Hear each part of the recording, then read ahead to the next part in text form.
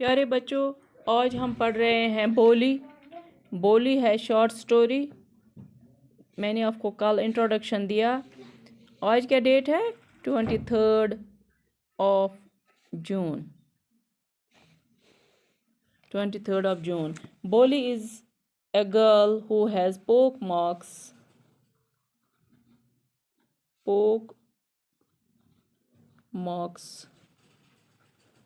on her face. On her face, because she has fallen from a cot when she was 10 months old. She has small pokes on her face. Small pox का मतलब है चीचक की बीमारी। बहुत पहले हुआ करती थी। आपको ये मालूम होगा कि ये जो बोली है ये एक नंबरदार की बेटी थी। तो इसका नाम असल में सुलेखा था, तो उसको सिंपलटन कहते थे। बोली का मतलब है बोली। बोली का मतलब है simpleton. Simply, Suleika could not speak till she was 5. She could not speak. She could not speak. ये जो could है ये can का past है। Can, could, can, could. Can यहाँ पे potential दिखाता है। I can speak. I can, मैं बोल सकती हूँ। I can speak. I could speak. यानी मैं बोल सकती थी। could past है, can present है। can परमिशन भी दिखाता है, ये मॉडल ऑक्सिलरीज है। can I come in? can I come in? इसको क्वेश्चन मार्क लगेगा पीछे, ठीक है। ऐसे ही जब हम स्टार्ट करते हैं ऑन पेज नंबर 118, तो Sulekha could not speak till she was 5. Sulekha नहीं बोल सकती थी। And when at last she learned to speak, she stammered. जब उसने सीखा, मगर she stammered, यानी कि हकला रही थी। Stammered means यथ कशिर पच वना फुफ। उसकी बात जल्दी समझ नहीं आती थी। The other children often made fun of her and mimicked her. Mimicked यानी नकल उतारते थे, यानी कि काफ़ी बच्चे उसकी नकल उठाते थे। They made fun of her. Children made fun of her. As a result, she talked very little. जब उसको हंसते थे तो इसका मतलब ही निकला कि वो ज़्यादा बातें नहीं करती थी। उसको लगता था कि मैं जब भी बात करूं मुझ पे सब हंसेंगे। Ramlal had 7 children. How many children does Ramlal have? Who was Ramlal? Ramlal was nambardar of a village, and he was father of Boli, and he had 7 children, 3 sons, 4 daughters, and the youngest of them was Boli. सबसे छोटी थी Boli. It was a prosperous farmer's household, and there was plenty to eat and drink. उनका घर बड़ा ही था, जिसको हम कहते हैं कि बोड ज़मींदार घर, यथ मज़ खेन चैन सोरी के अवेलेबल आसे। All the children except Boli were healthy and strong. सब बच्चे healthy थे। Healthy means ताकतवर। Healthy का अपोजिट है unhealthy। Unhealthy और strong। Healthy and strong। Strong का अपोजिट आएगा weak।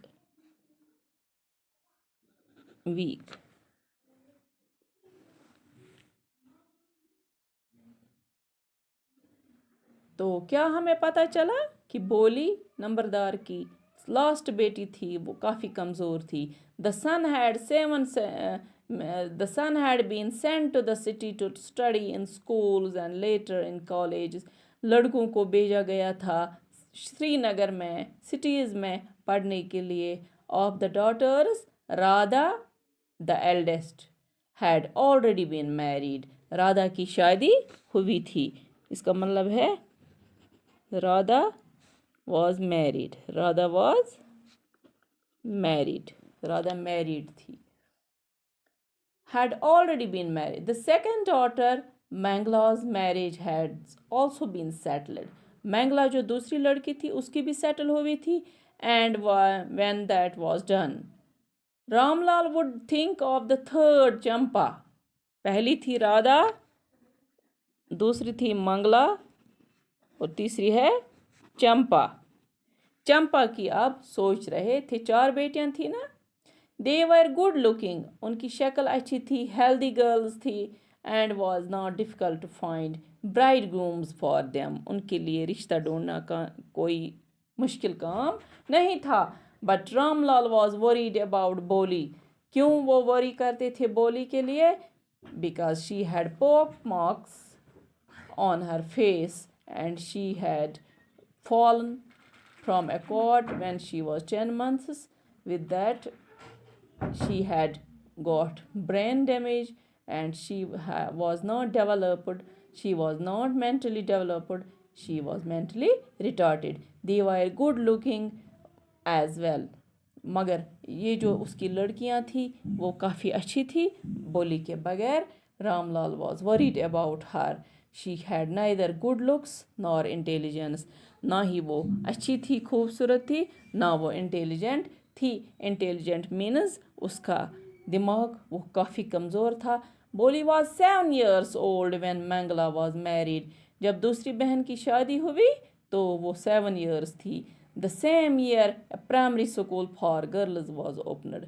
खुशकिस्मत यह है कि इस गांव में प्राइमरी स्कूल खुल गया इसी साल. The tehsildar Sahib came to perform its opening ceremony. तहसीलदार ने क्या किया? उसने ओपनिंग सेरेमनी का इफ्तिताह किया और उसने ओपनिंग सेरेमनी की यानी कि फाउंडेशन स्टोन उसी ने डाली. तो करुक स्टार्ट अख school. He said to Ramlal, as a revenue official, you are the representative of the government in the village, and so you must send an example to the villagers. You must send your daughters to school. इसने कहा, इस तहसीलदार ने नंबरदार को, रामलाल को, कि आप revenue official हो, आप इस गांव के मुकदम हो, या जिसको हम कश्मीरी में मुकदम कहते हैं, नंबरदार हो. आपको इनिशिएट करना है, आपको स्टार्ट करना है, अपनी बेटियों को भेजना है school. That night when Ramlal consulted his wife, she cried, Are you crazy? Are you crazy? ये अपने हस्बैंड से क्वेश्चन करती है. Are you crazy? अपने हस्बैंड से बोला, ये कैसे बातें कर रहे हो, क्या पागल हो गए हो? If girls go to school, who will marry them? पुराने ज़माने में जो ऑर्थोडॉक्स लोग हुआ करते हैं, ऑर्थोडॉक्स तंग नज़रिया, ब्रॉड माइंडेड नहीं थे, नैरो माइंडेड थे. क्या थे? Narrow minded. वो कहते थे जो लड़की बाहर निकली वो अच्छी नहीं होती है. But Ramlal had not the courage to disobey the तहसीलदार. मगर रामलाल क्या करता?